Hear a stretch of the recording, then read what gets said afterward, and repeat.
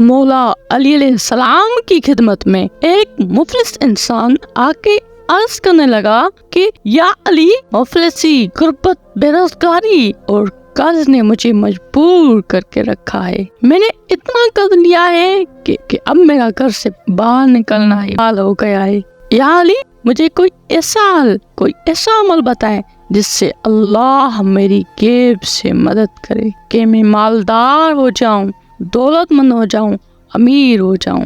بس جیسے ہی یہ پوچھا گیا تو مولا علی علیہ السلام نے فرمایا، اے شخص، یاد رکھنا، جب حج کا مہینہ آتا ہے تو ذی الحج کی 7، 8، 9 اور 10 تاریخ کو اللہ نے ایک پل ایسا رکھا جب کیف سے امداد زمین کو پہنچتی ہے۔ تو وہ پوچھنے لگا کہ یا علی، وہ کیسے ملے گی؟ مولا علی علیہ السلام نے فرمایا، اس امداد کی چابی ایک اسم ہے۔ اس نے کہا کہ یا علی، کون سا اسم؟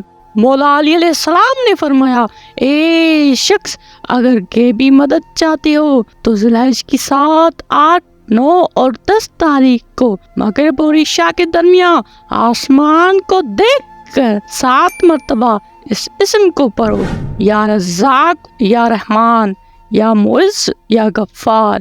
یاد رکھنا، جو بھی انسان مغرب کے وقت ذی الحج کی 7، 8، 9 اور 10 تاریخ کو اس اسم کو پڑھے گا تو اللہ تبارک و تعالی غیب سے اس کو ایسی دولت عطا کرے گا جس سے اس کی مفلسی ختم ہو جائے گی اور اس کی ساری دعائیں قبول و مقبول ہو جائیں گی۔